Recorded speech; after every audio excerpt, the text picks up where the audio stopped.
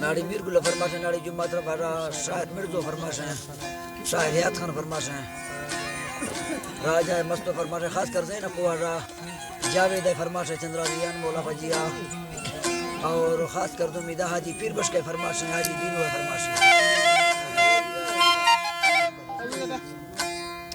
रसूल बश को मिजू काला फरमाश है और इबास मिजू काला बाजा बाज फरमाश है,